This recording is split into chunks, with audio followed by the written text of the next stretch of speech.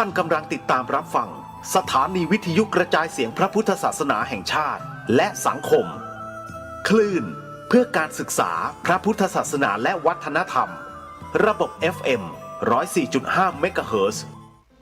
รายการต่อไปเป็นรายการคดีโลกคดีธรรม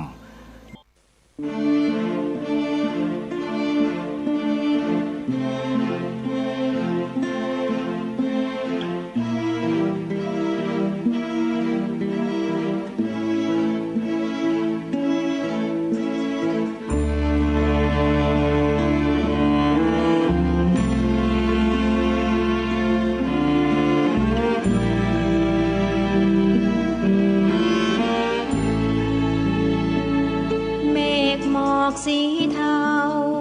ลอยล้อมเฝ้าองค์พระธาตุนึกถึงกองทัพอากาศถวายราษฎุดีน้อมเกล้าถวายองค์พระมหาธาตุเจดีย์งานศิลป์แขนงใหม่เพิ่งมีเพียงเมืองไทยประสบนิกรรวมทั้งทหารอากาศถวายบุญทั้งชีวาตบุญไทยทุกชาติผนวกไปทับลูกพันไม้แดนฟ้าโรยแสงแดดรำไรแดนทิพย์โปรยข้าวตอกดอกไม้พรมน้ำพุทธมนต์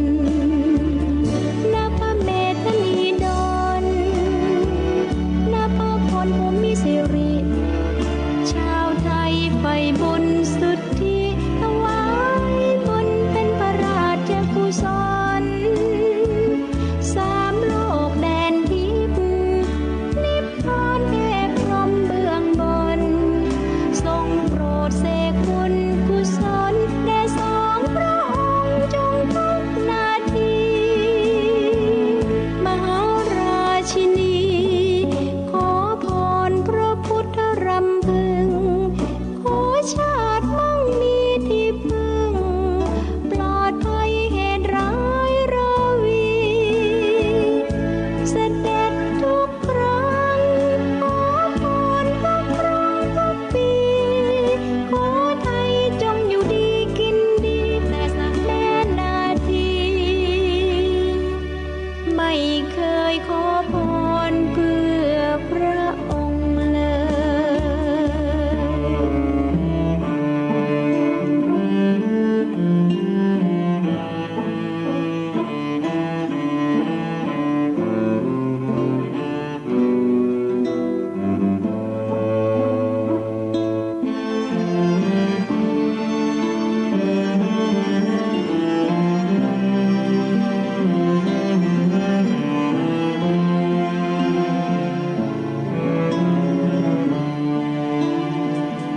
ณพระเมธนีดลณพระพลภูมิสิริชาวไทยไฟบุญสุทธิถวายบุญเป็นพระราชกุศลสามโลกแดนทิพย์นิพพานเทพพรหมเบื้องบนทรงโปรดเสกบุญกุศลแด่สองพระองค์จงทุกนาทีมหาราชินีขอพรพระพุท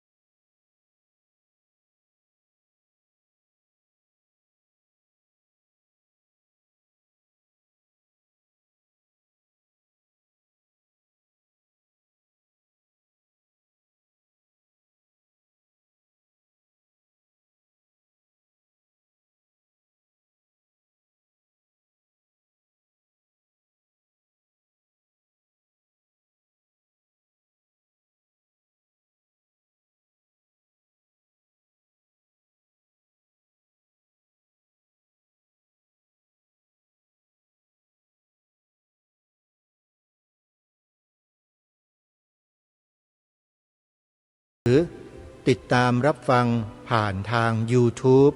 ได้2 ช่องคือช่องวัดฝายหินและธรรมะภาคเหนือขอกราบอนุโมทนาขอบคุณผู้อำนวยการสถานีวิทยุทุกสถานีที่นำรายการนี้ออกอากาศให้บรรดาสาธุชนได้ติดตามรับฟังเป็นประจำรายการนี้เน้นให้พวกเรานั้นรู้จักความเป็นตัวตนอัตลักษณ์ของพวกเราซึ่งเป็นหนึ่งเดียวกันนั่นก็คือความเป็นไทยความเป็นไทยคือความเป็นอิสระเสรีไม่มีการบีบบังคับทุกคนมีสิทธิในการที่จะประกอบอาชีพทำมาหากินย้ายถิ่นฐานของตนได้โดยอิสระแต่บัดนี้และอนาคตข้างหน้าความเป็นอิสระแบบไทยๆของเรานั้นจะถูกริดรอนออกไปมากน้อยเพียงใดหรือไม่อันนี้เราก็ต้องทำการสังเกตศึกษาเรียนรู้ดูจากประสบการณ์ที่ผ่านมาในอดีตและในปัจจุบันว่าเรายังเป็นไทยเหมือนเดิมไหมหรือว่าเรากำลังจะเป็นทาสของใครหรืออะไรหรือเปล่าอันนี้สำคัญมากเพราะไม่เช่นนั้นแล้วถ้าเราไม่ตื่นไม่รู้กันเนี่ยเราก็จะเป็นทาสไปตลอดกาลเหมือนกับประเทศเพื่อนบ้านของเราที่ท่านเจ้าประคุณสมเด็จพระพุทธาจารย์อุปเสนมหาเถระอดีตประธานคณะผู้ปฏิบัติหน้าที่สมเด็จพระสังฆราชอดีตกรรมการมหาเถระสมาคมอดีตเจ้าอาวาสวัดสะเกษราชวรมหาวิหารท่านได้ปรารภไว้ในหนังสือเย็นหิมะในรอยธรรมท่านไม่ได้เขียนหนังสือนี้ขึ้นไว้เพื่อเป็นผลงานอะไรๆของท่านไม่ใช่แต่ท่านต้องการบอกพวกเราลูกหลานชาวพุทธชาวไทยในประเทศไทยว่าให้พวกเราตื่นรู้และร่วมแรงร่วมใจกันระวังป้องกันประเทศชาติบ้านเมืองพระพุทธศาสนาและสถาบันพระมหากษัตริย์3 สถาบันนี้ให้มีความแข็งแรงและมั่นคงกันต่อไปนี่คือเป้าหมายของท่านเจ้าประคุณสมเด็จในการจัดงานจัดกิจกรรมในการประชุมสัมมนาที่ไหนก็แล้วแต่ที่มีเจ้าประคุณสมเด็จไปเป็นประธานทุกครั้งท่านจะกล่าวปรารภในเรื่องเหล่านี้ตลอดเชื่อว่าพระสงฆ์ในประเทศไทยจำนวนไม่น้อยรู้กันทั้งนั้นแหละแต่เมื่อรู้แล้วเนี่ยไม่รู้เหมือนกันว่าท่านตื่นรู้หรือว่าหลับรู้หรือรู้แล้วหลับนี่คือสิ่งสำคัญมันอยู่ที่พวกเราทุกท่านทุกคนนะว่าเราจะตื่นขึ้นมาเรียกลุกปลุกตื่นขึ้นมารับรู้สถานการณ์อย่างที่ท่านได้กล่าวไว้ที่ทางรายการได้หยิบยกนำมาอ่านให้ท่านทั้งหลายได้ฟังกันไปเมื่อวานนี้ซึ่งมีอยู่ข้อหนึ่งที่ท่านได้บอกไว้ชัดเจนว่าเราจะต้องมองไปข้างหน้าอีก50 ปีโดยกำหนด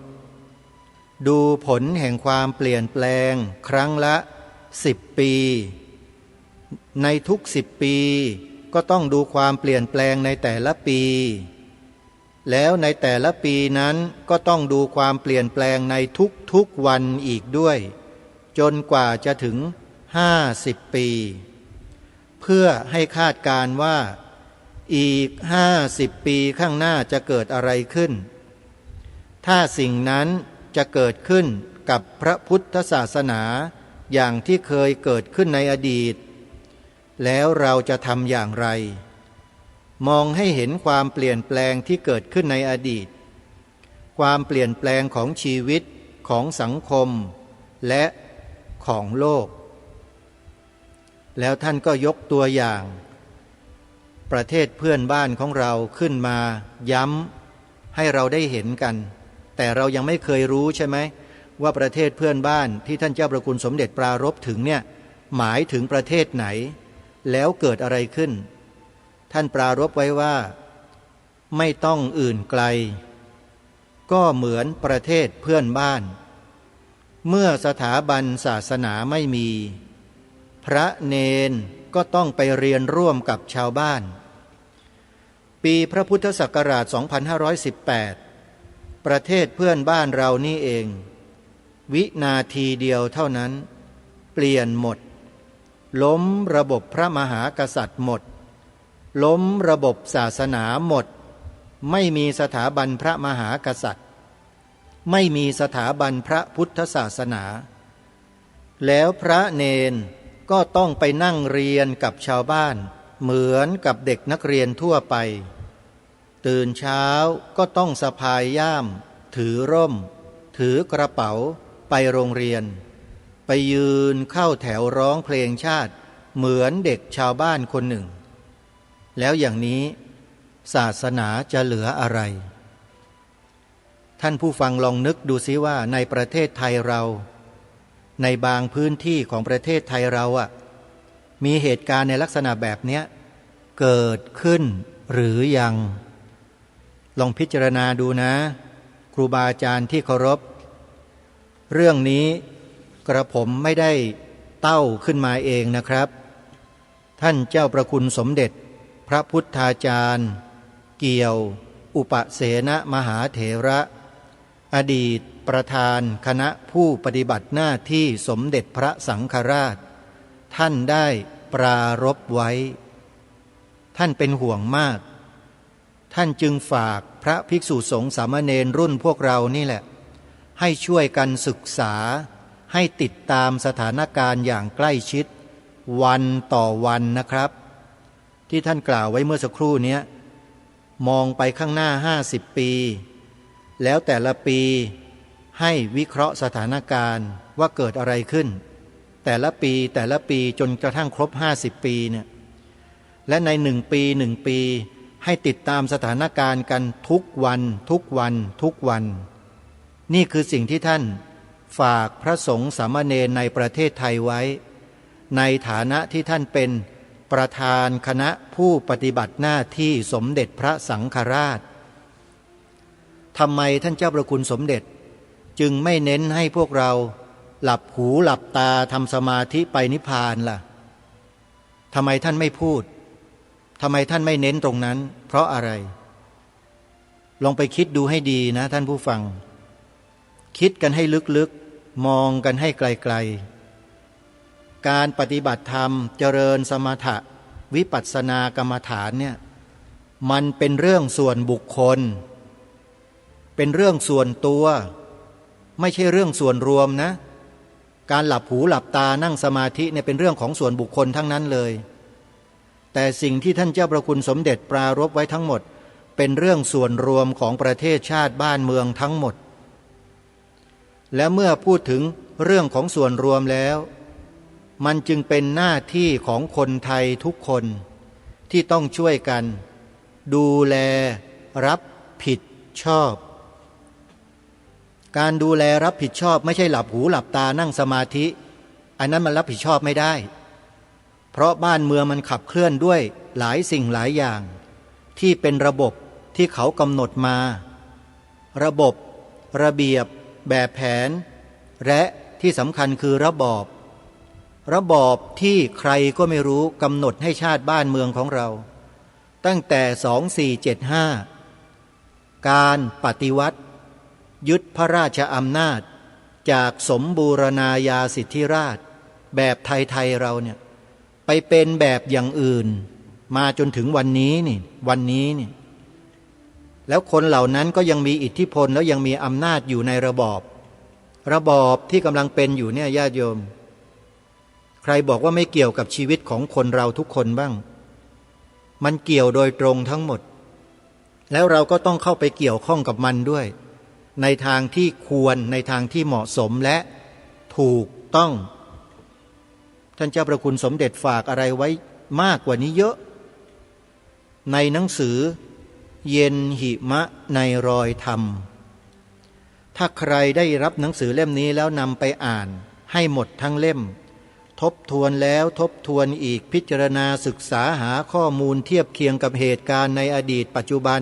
ที่เกิดขึ้นท่านจะมองเห็นภาพเหล่านั้นชัดเจนที่สุดนี่คือสิ่งที่ท่านปรารภไว้แล้วมันเกิดขึ้นเช่นนั้นจริงๆท่านผู้ฟังทุกท่านท่านอย่าคิดว่าท่านนั่งสมาธิเจริญภาวนาทำวิปัสสนากันแล้วจะรอดนะท่านเห็นมหาวิทยาลัยนาลันทาไหมนั่นน่ะนั่งศึกษาเล่าเรียนกันไม่สนใจอะไรบ้านเมืองจะเป็นยังไงประชาชนญาติโยมเขาจะเดือดร้อนยังไงไม่ต้องช่วยไม่ต้องสนใจไม่ต้องสงเคราะห์ไม่ต้องทำอะไรหรอกทำหน้าที่ของพระอย่างเดียวเพราะเรื่องการช่วยเหลือสังคมไม่ใช่หน้าที่ของสงฆ์นี่มีคนเขาสร้างวาทกรรมในยุคปัจจุบันเนี่ยนะสร้างวาทกรรมให้เราเป็นเหมือนอย่างพระในนาลันทาคือไม่ต้องสนใจชาวบ้านไม่ต้องยุ่งเกี่ยวไม่ต้องไปช่วยเหลือไม่ต้องไปถามสารทุกข์สุขดิบไม่ต้องไปงานนั้นงานนี้ไม่ต้องยุ่งนี่มีคนพยายามทำให้พระสงฆ์เราในประเทศไทยปัจจุบันเนี่ยห่างเหินจากชาวบ้านด้วยวาทกรรมที่ว่ามันเป็นกิจของสงฆ์หรือได้ยินคำนี้กันบ่อยใช่ไหมโยมใครก็ตามที่พูดคำนี้ออกมาในสถานการณ์ต่างๆคนคนนั้นนั่นแหละคือพวกเดียวกับผู้สร้างระบอบที่มาครอบพวกเราทั้งประเทศพวกเดียวกันเลยพวกนี้แนวเดียวกันแล้วพวกเราเป็นไงเราก็ยอมสิโรราบยอมสยบเพื่อจะไปพบแต่นิพพานกันอย่างเดียวใช่ไหมไม่สนใจที่จะรุกปลุกตื่นขึ้นมาดูบ้านดูเมืองตัวเองว่าเป็นยังไงบ้างเลยใช่หรือไม่หรืออย่างไรสาธุชนคนดีทั้งหลายญาติโยมพุทธบริษัทพี่น้องประชาชนคนไทยเราทุกท่านรายการนี้ปรารภเช่นนี้พูดแบบนี้เนี่ยไม่ใช่ว่าเป็นคนเช่นนี้นะไม่ใช่จริงๆแล้วเป็นคนที่รักสงบนะเป็นคนที่รักสงบเหมือนกับเพลงชาติที่ร้องอ่ะไทยนี่รักสงบแล้วลองร้องต่อสิต่อไปสินั่นแหละพวกเราก็คือคนแบบนี้โยมนี่คือคนไทยแท้ๆฮะคนไทยแท้ๆจะต้องเป็นแบบนี้ไม่ใช่เป็นอย่างที่ว่ากันมันเป็นกิจของสงฆ์เหรอมาทำมาพูดอะไรแบบนี้มันใช่เหรอคนแบบเนี้ยที่พูดแบบนี้อยู่ทุกวันเนี้ยให้รู้ตัวไว้ด้วยนะว่ากำลังเบี่ยงเบนตัวเองให้กลายเป็นฝักฝ่ายของศัตรูให้รู้ตัวไว้ด้วยใครที่พูดแบบนี้ใครที่กล่าวคำนี้ออกมาเนี่ยมันใช่กิจของสงฆ์เหรอนะใครนะจำไว้นะโยมใครถ้าพูดแบบนี้ก็ให้รู้ไว้ด้วยว่ามีใจฝักใฝ่ไปในฝ่ายศัตรูแล้วนั่นนะญาติโยมสาธุชนผู้ฟังทุกท่านตลอด 2,000 กว่าปีที่ผ่านมาจนถึงวันนี้เนี่ยพระสงฆ์เคยสอนเคยบอกญาติโยมให้ไปเบียดเบียนทำร้ายใครไหมทั้งทางกายวาจาและใจพระสงฆ์มีสอนญาติโยมให้ไปเบียดเบียนคนอื่นเขาด้วยกายวาจาใจไหมโยมไม่มีแม้แต่นิดเดียวแถมยังสอนตรงกันข้ามด้วยคือให้เมตตากรุณามุทิตาอุเบกขาแก่เพื่อนมนุษย์ทุกคนไม่ว่าจะเชื้อสายศาสนาเผ่าพันธุ์ใดก็แล้วแต่พระสงฆ์จึง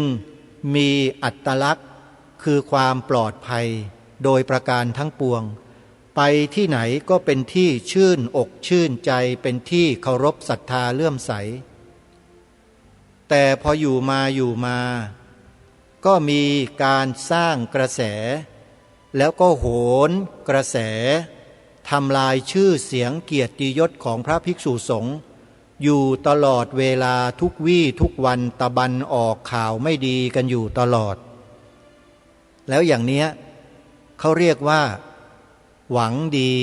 ปรารถนาดีหรือไม่อาจจะหวังดีอาจจะปรารถนาดีแต่ปากแต่ในใจและพฤติกรรมที่แสดงและทำออกมานั้นมันส่งผลให้คนในสังคมเป็นอย่างไรมีความรู้สึกอย่างไรอันนี้ทุกท่านผู้ติดตามสื่อเหล่านี้มีคำตอบอยู่ในตัวตนในใจของตนเองอยู่แล้วว่าเป็นอย่างไรใช่หรือไม่แล้วถามว่าสื่อแบบเนี้ยดีจริงเหรอทำให้ใจเราเศร้าหมองเนี่ยนำสิ่งอะไรเหล่านี้มาใส่ตาหูเราเข้าไปในสมองเราสู่จิตใจเราจนทำให้ใจเราเศร้าหมองให้ใจเราไม่ดีใจเราเป็นอกุศลเนี่ยถามว่าสื่อประเภทนี้ดีจริงเหรอดีไหมโยมดีไหมโยมแม่จันทิพย์ดีไหมโยมแม่สุภาพกองยินดีไหมโยมแม่ฟองจันทร์โยมแม่ศรีวันสายวงอินโยมแม่ศรีนวลส่างใจโยมแม่จันทราอุปราสิทธิ์โยมแม่นงยาวแปลงแสงโยมแม่เพ็ญศรีชัยเจริญวงศ์โยมแม่จันสมศรีวงศ์โยมแม่ฟองแก้วรัตติยะโยมพ่อสมพรณวงดีอยู่กำแพงดินเมืองเชียงใหม่เนี่ยโยมว่ามันใช่เหรอโยมสื่อเหล่านี้ดีจริงเหรอถ้าดีจริงทำไมสิ่งที่เขานำเสนอออกมาจึงทำให้จิตใจเราเศร้าหมองล่ะนั่นก็แปลว่ามันไม่สมเหตุไม่สมผลใช่ไหมแล้วที่ทางรายการให้ฉายาสื่อเหล่านี้ว่าสื่อแมลงวันเนี่ยโยมว่ามันสมเหตุสมผลไหมล่ะสมไหมฮะลองพิจารณาดูซิว่าสมไหมให้เหตุอย่างนี้แล้วผลมันที่เกิดมามันก็เป็นอย่างนั้นแล้วให้เหตุอย่างนี้จะส่งให้มันผลมันเกิดเป็นอย่างโน้นอย่างอื่นได้ไหมไม่ได้เหตุอย่างไรผลก็อย่างนั้นโยมผลไม่ดีเกิดขึ้นในใจเราแปลว่าเนื้อหาที่เขานำเสนอนั้นดีหรือไม่ดีต้องไม่ดีใช่ไหมมันจึงทำให้ใจเราไม่ดีไปด้วยถูกไหมฮะยกเว้นชาวพุทธหรือท่านผู้เสพผู้บริโภคผู้ฟังผู้ดูที่มีใจมั่นคงต่อพระรัตนตรัยแล้วจะไม่หวั่นไหวกับกระแสเหล่านั้นกระแสแมลงวันที่เขาปล่อยเชื้อไม่ดีให้ทุกวันทุกคืนทุกวันทุกคืนทุกคืนเนี่ยคนที่มั่นคงต่อพระรัตนตรัยแล้วจะไม่หวั่นไหวแต่ถ้าใครมีคำพูดที่ออกมาในลักษณะที่เป็นไปในแนวทางเดียวกันกับแมลงวันแล้วดูถูกดูแคลนเพื่อนญาติธรรมของเราที่เป็นพุทธบริษัทด้วยกันเนี่ยนั่นหมายความว่าคนคนนั้นมีเชื้อเดียวกันกับแมลงวันถ้าคนไม่มีเชื้อแมลงวันเขาจะไม่พูดทับถมพวกเดียวกันเองแน่นอนเขาจะเห็นอกเห็นใจและเข้าใจสถานการณ์เหล่านั้นนี่คือสิ่งที่อยากจะฝากพวกเราในฐานะที่เป็นผู้บริโภคผู้เสพสื่อต่างๆให้พวกเราได้รู้กันว่าสื่อทุกวันนี้เนี่ยมันมีสิ่งที่แปลกปลอมและแฝงเข้ามามากมายเยอะแยะไปหมดโดยที่เราไม่สามารถจะรู้เท่าทันได้แล้วเราก็คล้อยตามหลงเชื่อไปจิตใจเราก็เศร้าหมองอยู่ตลอดพอนำเสนอออกมาเราก็ไปเปิดดูเราก็ดูแหงนหน้าตั้งคอดูอ้าปากหวอน้ำลายยืดติดเชื้อในกระแสจิตกันทั้งนั้นเลยทางรายการจึงแนะนำมาโดยตลอดว่าอย่าไปดูมันโยมฟังสิ่งที่มันดีๆให้เข้าหูเราเหอะนี่ดาวน์โหลดแอปพลิเคชันที่แนะนำตอนต้นรายการทุกวันเนี่ยแอปพลิเคชันวิทยุพุทธศาสนาทั่วไทยเนี่ยโยมและถ้าหากมีเวลาก็เปิดฟังรายการคดีโลกคดีธรรมบ้างก็ได้ จะได้รู้เท่าทันสถานการณ์พวกแมลงวันโยมอาตมาภาพก็จะนำสิ่งเหล่านี้มาวิเคราะห์สังเคราะห์ให้พวกเราได้ขบคิดพิจารณาศึกษาไปด้วยกันเพื่อเราจะได้รู้เท่ารู้ทันเอาไว้กันเอาไว้แก้ไม่เช่นนั้นพวกเราก็แย่กันอยู่ตลอดนี่คือรายการคดีโลกคดีธรรมเป็นรายการอนุรักษ์นิยมอนุรักษ์ความดีงามความถูกต้องย้ำนะครับอนุรักษ์ความดีงามและความถูกต้องนำเสนอสิ่งใดออกไปแล้วมีความปรารถนาและต้องการมีเป้าหมายคือต้องการให้พวกเรานั้นรู้รักสามัคคีกันเท่านั้นไม่ให้แตกแยกไม่ให้ทะเลาะกันเราต้องเดินไปตามแนวทางที่บรรพชนเราได้ปูไว้ได้มอบไว้เท่านั้นบรรพชนเราสืบสารรักษาต่อยอดอะไรมาเราก็ต้องสืบสารรักษาต่อยอดสิ่งนั้นเหมือนอย่างที่ทางรายการกำลังจะนำมาเสนอต่อท่านผู้ฟังในวันนี้เนี่ยเป็นข้อมูลที่อยู่ในหนังสือศาสนาประจำชาติและเป็นหนังสือเล่มที่ท่านเจ้าประคุณสมเด็จพระพุทธาจารย์เกี่ยวอุปเสนมหาเถระได้มอบไว้ให้กับมือแล้วย้ำกับอาตมาโดยตรงนะย้ำเลยว่าถ้ารักผมจริงนี่ท่านเจ้าประคุณสมเด็จท่านพูดนะโยมนี่คือความจริงนะฮะมีพยานหลายรูปนะที่นั่งอยู่ด้วยกันเนี่ยทุกคนก็ได้เหมือนกันหมดถ้าพวกท่านรักผมจริงท่านจงพกหนังสือเล่มนี้ไว้ในย่ามอย่าได้หายไปไหน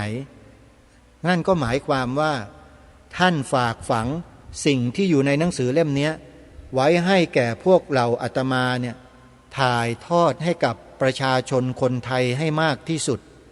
ให้ทุกคนได้รู้สำนึกถึงบรรพบุรุษของตนว่าได้ปกป้องรักษาความเป็นชาติไทยไว้ให้แก่พวกเราอย่างไรแล้วพวกเราก็ต้องสืบสารรักษา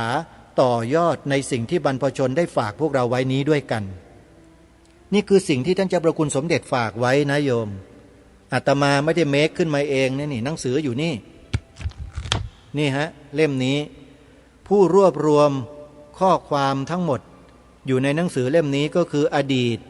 ผู้อำนวยการสำนักงานพระพุทธศาสนาแห่งชาติคนแรกของประเทศไทยท่านอาจารย์สุทธิวงศ์ตันตยาพิสารสุดไม่ทราบเหมือนกันว่าท่านอยู่ที่ไหนอย่างไรถ้าใครรู้จักช่วยติดต่อแจ้งบอกอาตมาด้วยสักหน่อยจะได้สัมภาษณ์ท่านออกรายการคดีโลกคดีธรรมสักนิดนึงถามถึงที่มาที่ไปเนี่ยว่าทำไมท่านอาจารย์สุทธิวงศ์ตันตยาพิสารสุด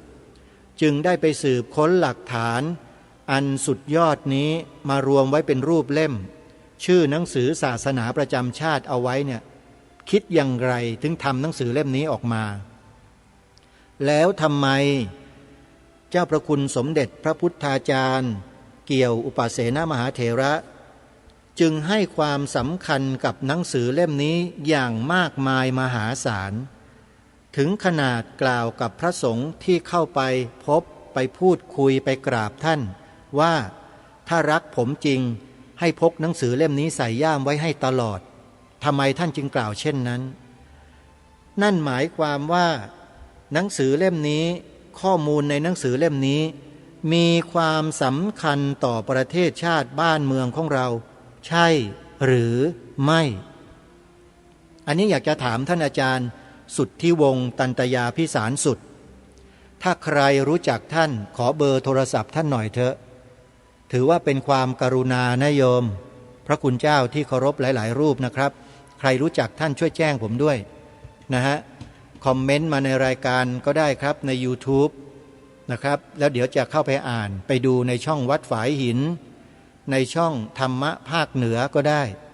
เพราะว่าเนื้อหาสาระที่ท่านได้รวบรวมมาเนี่ยเป็นสิ่งที่องค์บูรพมหากษัตริย์ตรัสไว้ทั้งหมดเลยแล้วเดี๋ยววันนี้และวันต่อๆไปเนี่ยจะนำมาอ่านให้พวกเราได้สดับรับฟังกันชัดๆกันอีกรอบหนึ่งเพื่อให้เรานั้นเกิดสำนึก เกิดความรู้สึกรับผิดชอบต่อบ้านต่อเมืองต่อพระศาสนาต่อสถาบันพระมหากษัตริย์อันเป็นที่รักยิ่งของปวงชนชาวไทยของเราต่อไปอีกนานแสนนาน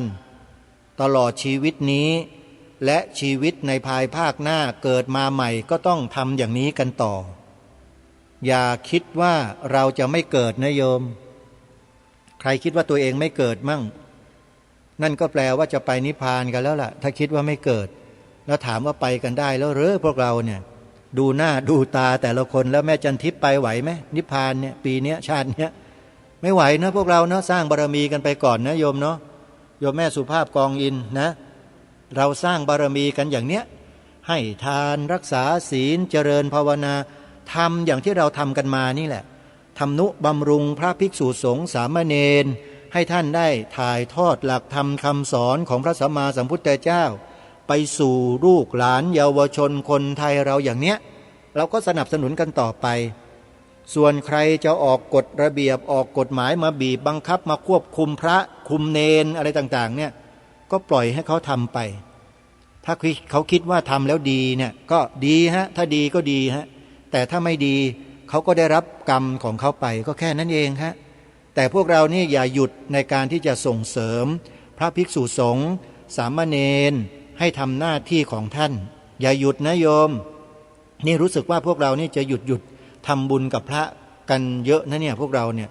พอได้ยินกระแสข่าวลบๆไม่ดีของพระบางรูปสื่อก็โหมกระหน่ำกันสุดๆพวกเราก็เลยอ่อนแอกันไปหรือเปล่าเลยไม่ค่อยทำบุญกันเลยนะอาตมาภาพเองก็สังเกตว่าญาติโยมหายไปไหนหมดไม่มาสนับสนุนรายการคดีโลกคดีธรรมกันเท่าที่ควรเลยจากที่เคยมีอยู่100 รายตอนนี้เหลืออยู่ประมาณ3 รายเท่านั้นอย่างเนี้ยมันก็แย่สิโยมครูบาอาจารย์ของเราวัดวาอารามต่างๆก็เหมือนกันโยมมาหยุดแบบนี้ก็แย่กันหมดเลยนะทั้งประเทศการขับเคลื่อนสิ่งที่ดีคุณงามความดีศีลธรรมคุณธรรมจริยธรรมมันก็ต้องหยุดชะงักไปด้วยโยมนี่คือเหตุปัจจัยนะมันเป็นเหตุปัจจัยที่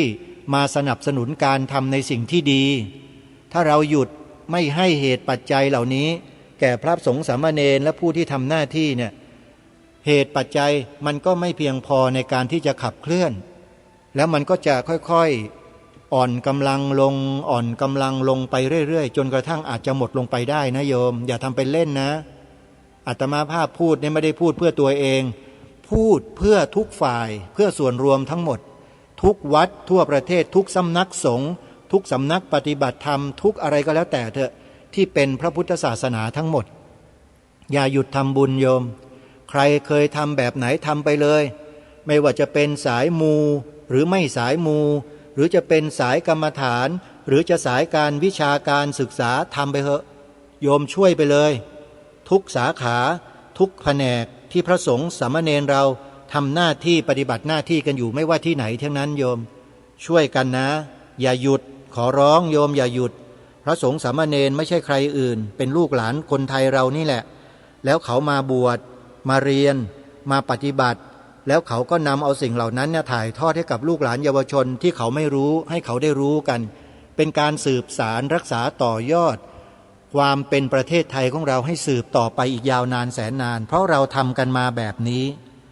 แต่พอมีสื่อแมลงวันมากๆพอเราไปเสพไปบริโภคกันมากๆเราก็เลยกลายเป็นติดเชื้อในกระแสจิตไปนี่โดยไม่รู้ตัวอันนี้ยังถอนตัวได้เมื่อฟังรายการนี้แล้วรู้แล้วรีบถอนตัวออกมาจากสื่อแมลงวันคืออย่าไปดูอย่าไปเปิดให้ดูสื่อที่เป็นแมลงผึ้งสื่อที่ทำประโยชน์สร้างประโยชน์ส่งเสริมแต่สิ่งที่ดีงามสิ่งที่ดีโยมอย่าไปดูไปเสพแต่สิ่งที่ชั่วสิ่งที่เลวๆสิ่งที่ไม่ดีที่เขาเอามาป้อนให้เราถึงบ้านน่ะเราไปเสพเราไปบริโภคไปกินไปดื่มไปเสพไปดูกันเองไปฟังกันเองแล้วเราก็ติดเชื้อในกระแสจิตเองโยมไม่มีใครไปบีบบังคับเลยจริงไหมเราไปเสพไปบริโภคไปดูไปฟังกันเองเพราะฉะนั้นวิธีแก้ก็คือตัดปัจจัยเหล่านี้ออกตัดเหตุเหล่านี้ออกเลยคือไม่ดูไม่เสพไม่บริโภคไม่ฟังปิดแล้วเปิดสิ่งที่ดีๆฟังโยม เนี่ยแอปพลิเคชันวิทยุพุทธศาสนาทั่วไทยเนี่ยมีโทรศัพท์มือถือกันแต่ไม่ดาวน์โหลดมาฟังกันทำไมล่ะเพราะอะไรอันนี้ต้องถามตัวเองนะว่าทำไมไม่ฟังทั้งที่มีครูบาอาจารย์มากมายหลากหลายมีความรู้ทั้งนั้นเลยอย่างเช่นเจ้าประคุณสมเด็จพระพุทธโฆษาจารย์ปอประยุตโตพระอาจารย์สมภพโชติปัญโยหลวงพ่อพุทธทาสภิกขุหลวงพ่อปัญญานันทภิกขุพระอาจารย์สนองกตปุญโยวัดสังฆทานหลวงปู่มั่นหลวงปู่เทศหลวงปู่นู่นหลวงปู่นี้สายกรรมฐานเต็มไปหมดเลยโยมและครูบาอาจารย์ในปัจจุบันของเราที่มีชีวิตอยู่ก็ทำหน้าที่ถ่ายทอดสิ่งดีๆให้เราตลอด24ชั่วโมงทำไมเราไม่ดาวน์โหลดไว้ในโทรศัพท์มือถือของเราล่ะดาวน์โหลดไว้หรือยังโยมดาวน์โหลดไว้นะมีแต่สิ่งดีๆฟังแล้วจิตใจเราจะมีแต่กุศลจิตใจเราจะสงบร่มเย็นโยมแล้วได้ความรู้ได้ปัญญาด้วยที่สำคัญก็คือถ้ายิ่งได้ฟังรายการคดีโลกคดีธรรมที่กำลังเมาอยู่เนี่ยนะโยมจะรู้เท่าทันเกมของแมลงวันด้วยจะรู้ทันเลยโยมว่าแมลงวันเนี่ยจะปล่อยเชื้อประเภทไหนออกมาอย่างไรแล้วเราจะป้องกันด้วยวิธีการอย่างไรเราจะรู้ทันรายการนี้ไม่เคยเป็นเหยื่อแมลงวันมีแต่จะไล่แมลงวันหนีฮะพอมันบินมาก็ไล่หนีไปไล่หนีไปเข้ามาไม่ได้เพราะแมลงวันมันรู้ว่ามันเลยไม่กล้าเข้ามาแล้วเดี๋ยวนี้มันก็ไปปล่อยที่อื่นหมดคือก็มีแต่คนที่ยังไม่รู้เท่าทันเท่านั้นแหละที่มัวแต่ไปฟังมัวแต่ไปดูมัวแต่ไปเสพแมลงวันแล้วก็ติดเชื้อในกระแสจิตกันอยู่ตลอดอาการติดเชื้อในกระแสจิตนะฮะก็คือ 1. มีความไม่มั่นใจไม่ค่อยจะสบายใจไม่พอใจจนกระทั่งถึงกับความเกลียดชังขึ้นมาในพระภิกษุสงฆ์นั่นคืออาการติดเชื้อในกระแสจิตโยมใครเกิดขึ้นบ้างแล้วให้รู้ตัวไว้ด้วยติดเชื้อในกระแสจิตแล้วนะอันมาจากการปล่อยเชื้อของสื่อแมลงวันที่เราไปเปิดดูกันทุกวันนั่นแหละโหยกระสือรายการโหยกระสือโยมรู้จักไหมอันนี้เป็นชื่อที่อาตมาตั้งขึ้นเองนะโหยกระสือคือเนื้อหาสาระที่นำเสนอไปเนี่ยมันจะบอกว่าเป็นอย่างอื่นไม่ได้มันเป็นพวกกระสือฮะเป็นสิ่งที่ไม่ดีเป็นข้ออุปมาอุปไมยเฉยๆนะโหยกระสือคืออยากกินอยากมีอยากได้อยากเป็นกระสือแล้วเสร็จแล้วก็เอากระสือเนี่ยปล่อยให้ผู้อื่นเขาได้เสพได้บริโภคแล้วก็กลายเป็นกระสือไปด้วยกันที่บอกว่าติดเชื้อในกระแสจิตนั่นแหละอันนี้เป็นการอุปมาอุปไมยให้ฟังไม่ได้เอ่ยชื่อใครนะโยมให้เรารู้กันโดยนัยยะว่ามันมีประเภทนี้อยู่ในสังคมไทยเราเนี่ยนำเสนอแต่กระสืออย่างเดียวมีแต่เรื่องกระสือคือเรื่องไม่ดีแล้วพวกเราก็เสพก็ติดเชื้อกันนะนี่คือสิ่งที่เป็นอยู่ในสังคมไทยเราเพราะฉะนั้นตื่นรู้กันได้แล้วญาติโยมแล้วก็อย่าไปตกเป็นเหยื่อเขานะพวกเราเนี่ยอย่าตกเป็นเหยื่อเขาโยมหันกลับมาดูแลพระภิกษุสงฆ์สามเณรที่ไม่มีทางสู้ถูกปิดประตูไว้หมดเลยระบอบเหล่านี้ที่เขาสร้างขึ้นมาเนี่ยระบอบนะระบอบฟังให้ดีนะโยมต้องเข้าใจนะคำว่าระบอบที่เขาสร้างเขาขึ้นมาเขาขีดเขาเขียนขึ้นมาเนี่ยกันพระภิกษุสงฆ์สามเณรไว้หมดนะกันไว้อย่างไรนั้นท่านก็ทราบกันดีอยู่แล้วแหละคงไม่ต้องพูดหรอกกันเอาไว้จะดีแค่ไหนก็กันเอาไว้กันไว้ไม่ให้เอาความดีเข้าไปเกี่ยวไปข้องกันไว้ให้หมดจะทำดีแค่ไหนก็กันเอาไว้ไม่ให้มีสิทธิ์มีเสียงไม่ให้ยุ่งไม่ให้เกี่ยวกันไว้นี่เขาเรียกว่าระบอบที่มันเป็นอยู่ซึ่งสมัยก่อนนะสมัยระบอบสมบูรณาญาสิทธิราชเนี่ยโยมพระสงฆ์เนี่ยนะได้รับสิทธิมากมายมหาศาลมีหน้าที่มากมายหลายอย่างที่คนในสังคมต้องฟังและต้องเชื่อตลอดเพราะอะไรเพราะคนในสมัยก่อนเขารู้นี่ชัดเจนว่าพระสงฆ์นั้นท่านถืออะไรอยู่ถือคัมภีร์ทางพระพุทธศาสนาหมายถึงอะไรล่ะคำสอนของพระสัมมาสัมพุทธเจ้าถือไปแบกไปเทิดหัวไปแสดงไปเทศนาไปสั่งสอนไปอบรมไปให้ความรู้แก่ประชาชนให้เป็นคนดี มีศีลธรรมนี่ไงคือหน้าที่พระสงฆ์และปัจจุบันก็ยังทำอย่างนั้นอยู่นะพระสงฆ์ไม่เคยเปลี่ยนหน้าที่ไม่เคยเปลี่ยนอาชีพคือสอนธรรมะให้ธรรมะตลอดและเป็นยังไงพอสอนไปสอนมาระบอบที่เขาเปลี่ยนแปลงมาปัจจุบันนี้เป็นยังไงบ้างโยมยืนอภิปรายในสภาโอ้โหเล่นกันหนักเลยใช่ไหมเห็นหรือยังโยมว่ามันเกิดอะไรขึ้นนี่ไงใครๆที่เคยพูดว่าโอ้ยจะมาออกมาเคลื่อนไหวจะมาพูดกันทำไมมันเป็นกิจของสงฆ์เหรอมันเป็นหน้าที่ของท่านหรือไงแล้วเป็นไงพอเขาอภิปรายในสภาโจมตีกล่าวร้ายเสียดสีกันขนาดนี้คนที่พูดอย่างนั้นน่ะมุดหัวไปอยู่ที่ไหนกันหมดไม่เห็นออกมาตอบโต้ไม่เห็นออกมาแสดงมาแก้มาอะไรให้เลยล่ะไม่มีคนพวกนี้นั่นก็แปลว่าคนพวกนี้เป็นกลุ่มและพวกเดียวกันหรือไม่เห็นไหมฮะเพราะฉะนั้นต้องระมัดระวังนะโยมใครมาสร้างกระแสมาสร้างวาทกรรมอะไรให้เกิดขึ้นให้เกิดความรู้สึกว่าศาสนาพุทธพระสงฆ์สามเณรพวกเราท่านทั้งหลายชาวพุทธเป็นกลุ่มคนที่น่ารังเกียจเป็นกลุ่มคนที่ไม่น่าให้การสนับสนุนควรจะไม่ส่งเสริมงบประมาณตัดงบประมาณทิ้งใครถ้ามาพูดในลักษณะแบบนี้นะให้รู้ไว้ด้วยว่านั่นแหละคือกลุ่มคนที่ไม่หวังดีไม่ปรารถนาดีต่อพระพุทธศาสนาของเราและถึงขนาดไม่ปรารถนาดีต่อประเทศชาติบ้านเมืองเราด้วยสัญลักษณ์แห่งความมั่นคงของประเทศไทยของเราเนี่ย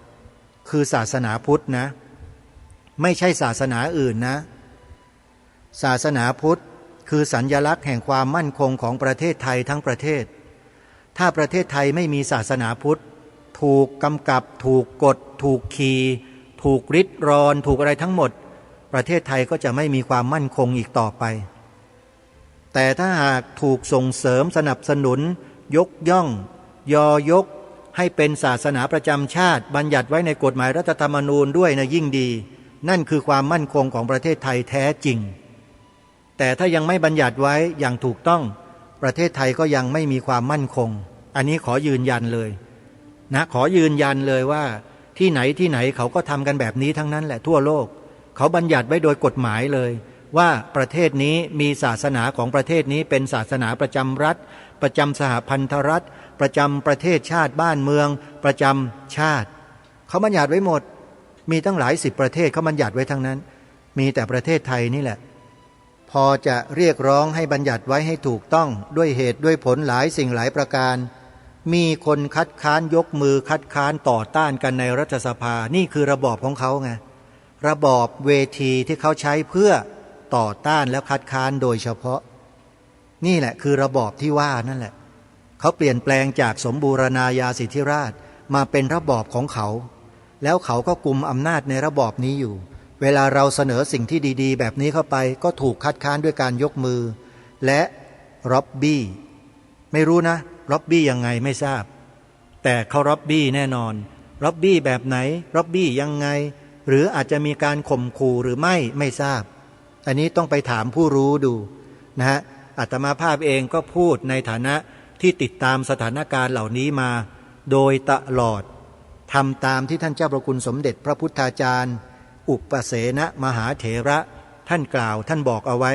ว่าให้ดูสถานการณ์กันทุกวันดูมันทุกวันติดตามมาโดยตลอดระยะเวลา20กว่าปีที่ผ่านมาเนี่ยดูมาตลอดท่านผู้ฟังแล้วเห็นความเปลี่ยนแปลงความไม่ปกติหลายประการแล้วก็ได้ทำการบันทึกจารึกไว้ทั้งหมดว่าปีนั้นวันนั้นเดือนนั้นเกิดอะไรขึ้นแบบไหนอย่างไรข้อมูลเอกสารหลักฐานก็เก็บเรียบเรียงเอาไว้เพื่อเอาไว้ศึกษาอนาคตข้างหน้าอีก50ปีอย่างที่ท่านเจ้าพระคุณสมเด็จท่านกล่าวไว้ดูอยู่โยมแล้วมันก็เกิดมาโดยลำดับเป็นสเต็ปเหมือนกับว่ามันถูกวางเอาไว้ปีนี้ต้องอย่างนี้นะปีต่อไปจะต้องทำอย่างนั้นนะอะไรอย่างเนี้ยก็มองเห็นภาพบ้างนะแต่อาจจะไม่เชี่ยวชาญชำนาญเหมือนกับครูบาอาจารย์เหมือนกับท่านหลายๆท่านผู้รู้หลายท่านอาจจะมองอะไรให้เห็นมากกว่านี้เยอะแต่สำหรับรายการนี้ก็มองเห็นเพียงเท่าที่ท่านได้รับรู้รับทราบร่วมกันนี่แหละท่านผู้ฟังเพราะฉะนั้นเดี๋ยววันพรุ่งนี้นะท่านผู้ฟังขอบอกไว้ก่อนนะฮะวันพรุ่งนี้เดี๋ยวเราจะมา ศึกษาเรียนรู้สิ่งที่องค์บูรพมหากษัตริย์ไทยของเราท่านได้ทรงมีกระแสพระราชดำรัสตรัสไว้ก็ดีทรงมีพระราชหัตถเลขาไว้ก็ดีทรงมีพระบรมราชโองการไว้ก็ดีทรงบันทึกทรงจารึกอะไรก็แล้วแต่ที่เป็นหลักฐานทางประวัติศาสตร์ไว้เนี่ยแล้วเกี่ยวข้องกับความมั่นคงของประเทศชาติบ้านเมืองโดยตรงโดยผ่านหลักธรรมคำสอนของศาสนาของชาติเรานี่แหละแล้วเดี๋ยววันพรุ่งนี้เรามาติดตามรับฟังกัน